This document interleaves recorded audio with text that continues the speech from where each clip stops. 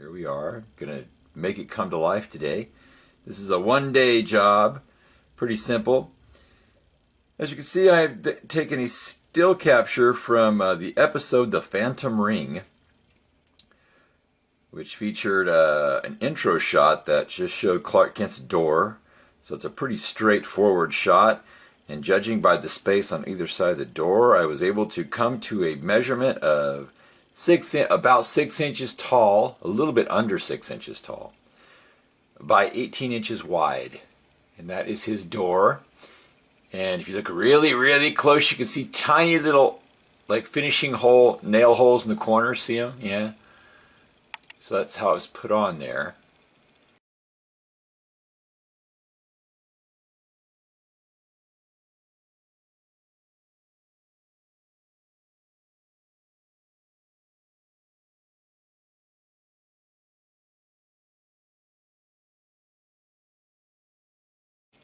And it looks like it's about, by the shadow being cast, it looks like it's about, God, maybe a 1/4 inch thick or a little bit, less depth.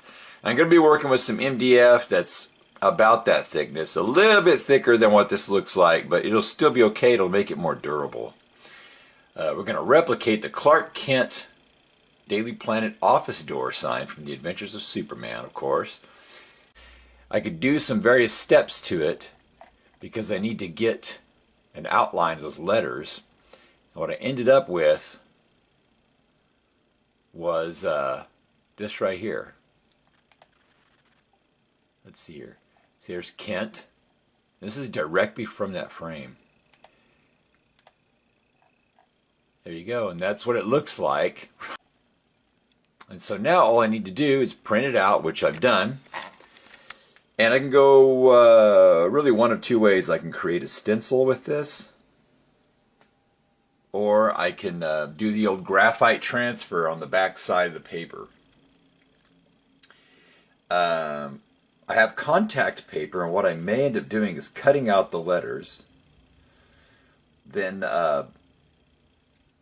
spray gluing it onto some contact paper, and then sticking it down onto the board, and then razor cutting out the letter shapes again, and then using it as a template to almost kind of roll the paint on over the stencil and pop it off. Sounds like a lot of work. That would be because it is. I do have a brand new X-Acto knife, and that might help. But yeah, I'm not really looking forward too much to that. The other way is to simply do the graphite transfer, then use a pencil and a ruler and just re-straighten up all the lines and just reinforce them, and then just start painting it in and hoping for the best. And the problem with that is you got to deal with edges, you got to deal with a lot of touch-up. So all around the edges of the letters there's going to be paint, glob and stuff. So really, if I'm going to do a really cool looking, almost like professional looking sign, I'm going to have to do the stencil, because this is just pure lettering. But I have the materials laying around the house, so I'm just going to go ahead and get started on it. Here's the board. It's MDF. As you can see, it's pretty good thickness. It's thicker than what the episode, what the prop sign was actually, but it's the same dimensions. As you can see, it's really smooth. The back side's a little more whitewashy looking, a little more rough, but this front side, I even sanded the edges down a little bit to sort of round it off a little bit, because I actually used my circular, there we go. I actually used my circular saw last night to cut out this little board, and it turned out pretty decent, so I'm happy with that. So I'm going to go ahead and get started, man.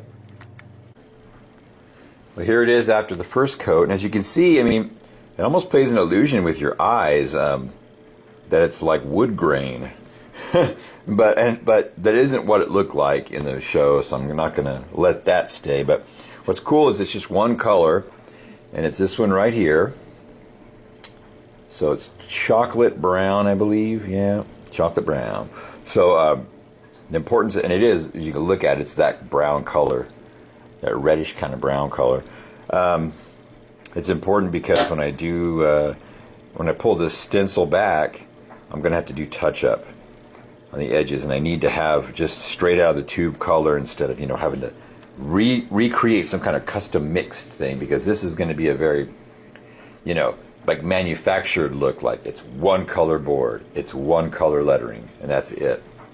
So I got to keep that in mind. So I'll let this dry, and then I will go on to the second coat.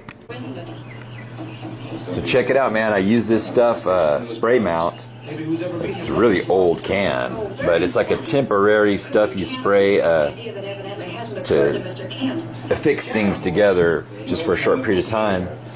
I sprayed it on this piece of typing paper here, and look, it's just like a piece of Scotch tape now. And I can stick it on things and then peel it off, and there's no residue left over, which is really exciting. Because check this out, man. I've been mixing with my acrylic paint, my Liquitex matte medium. And look what it's been doing. Look at this. Look at the finish on this thing. This is hand brushed on, and it's leveling out and making it totally smooth. It's almost sad that I'm going to end up making this a solid brownish color, but it looks like it's coming along to be the exact color that I want it to be. But I could almost leave it alone, and it looks like a piece of plywood, like a wood grain. It's pretty neato so far. All right, at this stage of the game, it looks like we are at that point where it is indeed that brown that was on the door. So now we're going to move on to doing the actual letters. All right, well, here we go. Here's the board. It has been probably about almost a week since the last time I worked on it, so this has had plenty of time to really settle in. As you can see, man, it's really smooth. So this is what we ended up doing. I ended up scrapping that original stencil I'd made because I realized it was actually useless. And I took a piece of contact paper, and this is the shiny face side, and I reprinted out, and did the red outlines and everything to really point up and correct all the type, because I had this rounded, blurry, zoom in from the actual shot in the show. And so I repointed all the lettering, and so really the black lettering doesn't really matter. It's all the red lines that I'm going to be following. And went ahead and used some, oh, the cap just flew off, some 3M spray mount, and sprayed it on the back side of this and stuck it on. So now it's like, it's taped down right now to hold it flat, but actually the back side I'll peel off and I'll apply it to this board, and I'm going to make a chalk, strike a chalk line where I need the bottom of the text to be, because of course this is going to be sort of semi-transparent, really. Well, it will be transparent to a degree, and I'll be able to put it on and line it up with that, put it on there. And before I do that, though, of course, I'm going to take a blade. I'm going to carefully, mind-numbingly cut out each letter. And then when I'm done with that, then I can apply it on, and then I can paint on that and peel it off. All right, well, here we go, man. It didn't take very long at all. And I was able to cut out all the letters. And as I was going along, I realized that, you were probably, when I was talking about this part, you were probably yelling at the TV. All I have to do is just score those shapes, but don't pull them out. And then when I'm done, and I get this all in place, I can set this in there with the backing just peeled off this centerpiece, set it in there, press it, and then pull the letter out and have the middle piece floating. So it would have made my life a lot more difficult doing it the way I was going to do it. But now I think we're ready, man. I think we're ready to get going on putting it on there and then starting to paint it. Okay, so we've got the contact paper on, the little makeshift stencil. As you can see, we have a little bit of ripple here, which means nothing at all. The reason that's there is because I had to do some finagling, because apparently I didn't do that great of a job when I joined these two up. They're not perfectly straight across. How that happened, I'm not sure, but it did. So I had to do a little bit of tweaking, bending to get it so it's going to truly be straight. So now I just got to get the, let's see here, the R, which will go into here, like that, and then I'll pop the,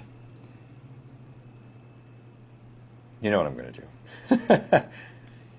And then the A will be the same thing. I'll put it in there, like that. The cutting out process was pretty clean.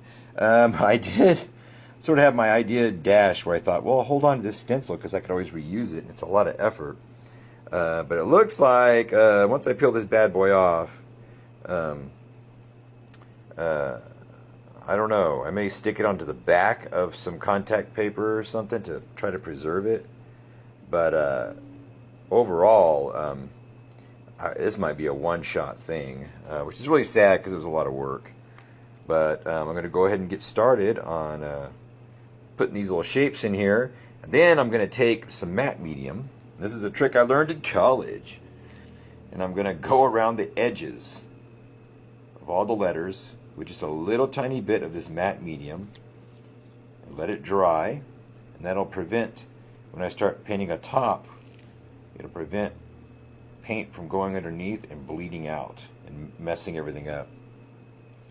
Because what I might end up doing, if I feel like that's happening, I may end up taking all these letters, peeling them off, and sticking them back in and pressing them down, and then peeling off all the contact paper so the letters are left, and then going around to see if there's any dirty edges, and I'll clean them with the brown color. We might just do it that way. Anyways, on to the next step. Okay, we're back, and we've got the shapes in there. I know you might be thinking this one looks like it's tilted this way, but that's an illusion. It's because there's some black ink right there. The actual shape goes up like that. So we're in there good. Yeah, the little triangle went in real good. So everything is all in there real strong and good. And we are ready to roll. You know, I just want to take a moment to sort of chuckle at myself and just laugh at life, at how that, you know, over 60 years ago this TV show was going, and then here I am using modern technology to recreate, to make a duplicate of the sign that hung on the door of his set, of his office. And it's a sign that probably, I'm using all this modern technology to totally replicate it. And meanwhile, the person who made this sign, the prop guy, probably spent maybe 20 minutes on it, and used some finishing nails to knock it in there, and they never thought anyone would ever see the little holes. And when it was over, they just struck the set, destroyed it, and threw it in the garbage, and it's in a landfill long ago lost. And yet here I am making this sign, and it's going to hang in my garage room, my fortress of solitude, and it's going to be really cool. So I just want to take a moment to sort of recognize the strangeness of this whole project and this whole situation. Okay, I'm going to get started now. Well, we're back after about 5 coats of white. I was able to peel off the mask, which, by the way, is history. It had no chance of surviving. So this was a one-off. And I mean, you can see some of the letters are raised as the paint was so thick. I have some rough spots like that right there I have to fix. And you can see some rough areas that are going to need touching up with some painter's tape to fix edges, to straighten it out. But overall, you can see that it looks really cool. Oh man, so far so good. Here's my Clark Kent sign so far. Now from a distance it looks good, and as I was talking about in my audio recording, that R keeps throwing people off every time they see it. They can't believe that it could possibly be right, and I'm beginning to believe that it is the top of a Y or something like that, or it was the bottom of another letter, an L or something strange like that, and they had to rig it on the set. But as you can see too, as you get closer, you can see the rough edges right there. It's not bad at all. That K looks really good. The K's look nice, but like right here, that's a really bad spot. And that little knock on the bottom there, it's mostly minor stuff, just doing a little bit of masking, a little lining up and pointing. And as you can see, what I was talking about, the letters are actually raised, which is kind of neat. And when I'm done here, then I'll coat it. So there isn't a whole lot of work left to do. I'll probably go over it with like a dark reddish brown kind of wash to go over the background and darken it or red it up a little bit more to make it a little bit darker. And then take some clear acrylic and put a little bit of like a yellow ochre like I was talking about, and just kind of go, or raw sienna, and go over it and just kind of lightly go over these letters and give them a little bit of an aging to them. I think overall it's turned out really good. Here's the back side. And you know what I was thinking about more and more is I could just probably put some command strips on here and just stick it on my door with command strips. The ones that have the Velcro on them. Or even just take some Velcro, attach it to the door and stick it on the door with Velcro. Just, you know, that'll be secure because it doesn't weigh that much. But that's what's going on, man. So let me get this thing pointed out so I can shoot you some final video of it when it is completed. Here we go, man. There it is. The Clark Kent sign. It is completed. It has been totally pointed out and sharpened up. And I sprayed it with a couple of layers, actually a lot of layers of some varnish, some artist varnish. And as you can see, it is super chamois shiny now. You can see the letters have raised edges on them from the technique I used. And look, it also gives it the illusion that there's actually a wood grain on there, and that it is made of actual wood. I believe it is dry to the touch now, and I can pick it up to show you. The edges are all nice and clean now. And it looks like the actual real Clark Kent, there it is. You can see the shine going really strong on there now. Woo! I did go over it with some acrylic clear this medium stuff, you know, and I brushed it on, and I put some burnt umber in there to give it, kind of smoke it down like it had been exposed to a lot of like smoke and things like that, to darken it. It doesn't appear to have done much, but it did compared to how it looked before. The letters don't look as glowy white as they were before, but look at the surface, man. It really did in the end please me. There's some spots on here where it's not that great, like right there. See the little ripple right there? But overall, look at that, man. It turned out really good. So now it's going to be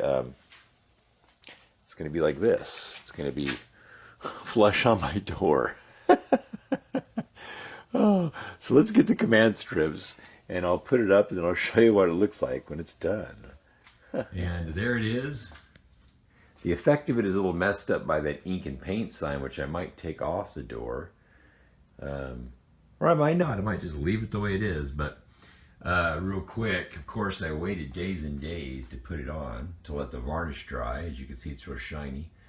It is up, and it's up strongly. There's 3 command strips on there. Each one would hold 4 pounds. So this sign is on maybe forever.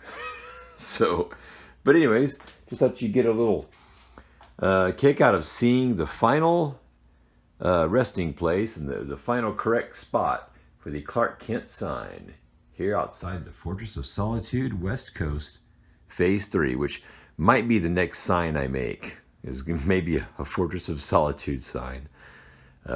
Anyways, hope you got a good laugh out of this, and it just shows you that I can still waste time when I really want to. See you later, man.